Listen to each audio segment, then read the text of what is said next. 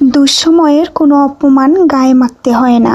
ধৈর্য ধারণ করো, তোমার ভবিষ্যৎ তোমার অতীতের থেকেও সুন্দর হবে। আসসালামু আলাইকুম এভরিওয়ান, সবাই কেমন আছেন? কাছাকাছি গেলে বোঝা যায় প্রিয় মানুষগুলো আসলে দূর থেকেই সুন্দর। যতটা সম্ভব তাদের চরিত্র সম্পর্কে না জানার চেষ্টা করা, আসলে এটাই সত্য। একজন মানুষ কাছাকাছি যখন যাওয়া হয়, তার সম্পর্কে এটা ওটা জানা হয়, তখন কিন্তু তার আসল রূপটা আমাদের কাছে ধরা পড়ে, সেটা ভালো কি হোক কিংবা মন্দ হোক। আর একবার যদি জানা যায় আমার প্রিয় মানুষটা আমি যেমন ভেবেছিলাম তেমন না, তাহলে কিন্তু কষ্টটা অনেক বেড়ে যায়। ভাবতেও পারবেন না যে একটা মানুষের কতগুলো রূপ থাকতে পারে। নিজেকে কুয়াশার ঘোরের মধ্যে মনে হবে। যে মানুষটা আপনাকে ছাড়া থাকতে পারবে না, বাঁচতে পারবে না বলেছে, সে মানুষটা বেঁচে থাকবে। শুধু বেঁচে থাকবে না, সে খুব ভালো থাকবে। প্রিয় মানুষগুলোর জন্য দূর থেকে দোয়া করাটা অনেক বড় মন মানসিকতার পরিচয়, যা সবাই পারে না। সবার ধৈর্য হয় না। অনেক সময় অনেক মানুষ ধৈর্যের বাঁধ ভেঙে যায়, একদম সব কিছু মনে হয় যে ওলট পালট হয়ে যায়, তাই না? তবু আমাদের ধৈর্য ধরতে হয়, ধৈর্য ধরতে শিখতে হয়। এটাই জীবন। আর এক জীবনে সবকিছু আমাদের পাওয়া হয় না, সেটাও আমাদের মেনে নিতে হয়। একটা মানুষ পৃথিবী ছেড়ে চলে যাওয়ার দিনটা তার আপনজনদের যতটা কষ্ট হয়, ঠিক ততটা কষ্ট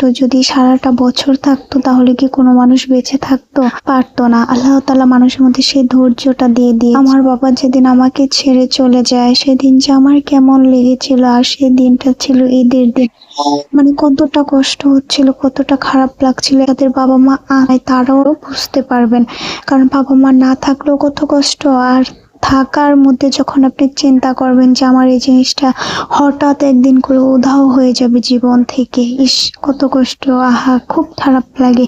এই ফিলিংস গুলো বলে বোঝানোর মতো না। আমার বাবাও যখন ছিল তখন আমি এই ফিলিংসটা নিয়ে চিন্তা করতাম যে আমার তো মা নেই। সেই ছোট্টবেলায় মাকে হারিয়ে, হয়তো হঠাৎ করে বাবাকেও হারিয়ে ফেলবো, কারণ আমি জানতাম যে কোনো মুহূর্তে আমার কাছে একটা না একটা খবর আসবে। কারণ যেহেতু আমার বাবা অনেক বড় অসুখে ভুগছিল, তো সেই দিক থেকে সবকিছু মেনে নেওয়াটাই স্বাভাবিক। তো আমার লাইফে আমি অনেক অনেক আপনজন হারিয়েছি, তবু আল্লাহর উপর বিশ্বাস রেখেছি, আস্থা রেখেছি, ধৈর্য রেখে। আর যদি ধৈর্য না রাখতে পারতাম, তাহলে এ পর্যন্ত আসতে পারতাম না। মানুষ তো নিজের আপনজন থাকা সত্ত্বেও কত কিছু করে ফেলে, নিজের সাথে পরপারে চলে যায়। আর সেই দিক থেকে আল্লাহ তাআলা ধৈর্য দিয়েছেন, আল্লাহর কাছে হাজার শুকরিয়া। আমি সবসময় আল্লাহর উপর বিশ্বাস রেখেছি আর রাখি যে আমার জীবন থেকে আমি যা কিছুই হারিয়েছি, তার চেয়ে উত্তম ভালো কিছু আমি ফেরত পাবো। তবে হ্যাঁ, যে কোনো কাজ করতে গেলেও যেমন হতাশ হওয়া যাবে না, ধৈর্য ধরতে হবে, তেমনি কোনো কাজে কষ্ট পেলো, কারোর কথায় কষ্ট পেলেও ধৈর্য ধরতে হবে। হতাশ হওয়ার মতো কিছুই নেই। ভালো সময় আসার আগের সময়টা খারাপ যায়, ইনশাআল্লাহ ভালো সময় আসবে। সবাই ভালো থাকবেন।